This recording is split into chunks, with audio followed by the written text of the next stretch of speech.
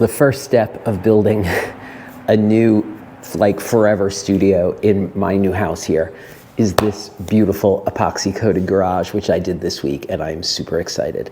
Yeah, but that's not what we're gonna talk about. It's Wilderness Medicine Wednesday, and this is the most ridiculous intro I've ever shot.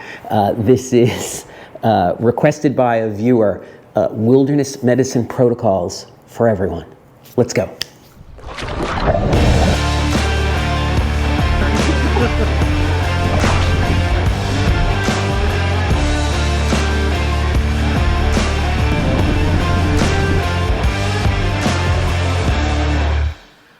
Okay, now, welcome back everyone. It is good to see you all. I'm really sorry I missed a Wednesday and I feel bad about it.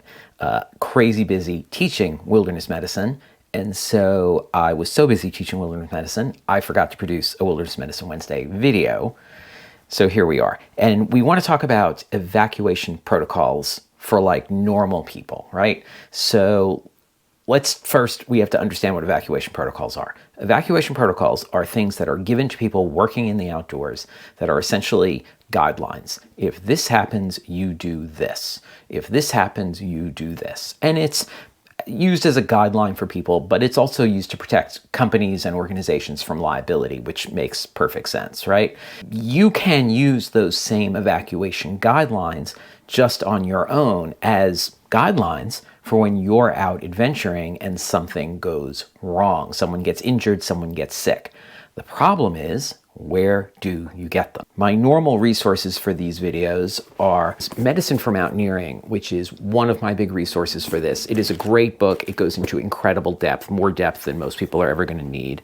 But there is no mention of evacuation protocols or guidelines in this. It's more like a dictionary. The other is the Knowles Wilderness Medicine book, which also it gives evacuation guidelines, but doesn't really give them in protocol format. And protocol format is what I'm talking about. This I got when I worked for REI. It's the REI Co-op Experiences Field Program Policies and Standards from March 2019.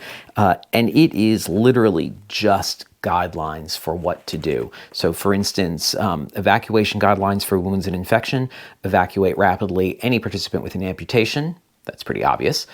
Any participant with an object still impaled, any participant with a wound that is heavily contaminated, any participant with a wound that shows signs and symptoms of serious infection. Evacuate, as opposed to rapidly evacuate, any participant with a wound that cannot be closed in the field, any participant with an infection that does not improve within 12 to 24 hours.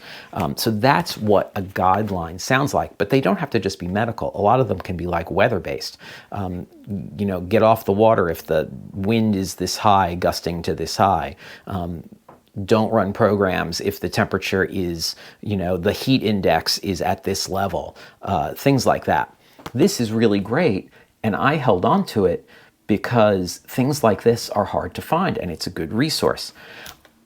On a side note, this, which is very hard to see the cover of, is the ALS version of my field guide for when I worked on the ambulance. And it's so beaten up because it's so old, but I keep it in my big first aid kit because it's got great information in it. A lot of it I won't use. It's like, I'm not going to need EKG information in the backcountry. But great drug guide, great sort of burn reference stuff, really, really good thing to have handy. But yeah, so you could also get the BLS, the basic life support version. You don't need the ALS version. I should actually get a BLS version for myself since I'm not working ALS anymore. That's a good idea. However, you do get information like this if you take a Knowles Wilderness Medicine course. So this is the handout that you get if you take a Wilderness First Aid course. This is the book that you get if you take a Knowles Wilderness First Responder course. All of these have evacuation guidelines which can work as protocols.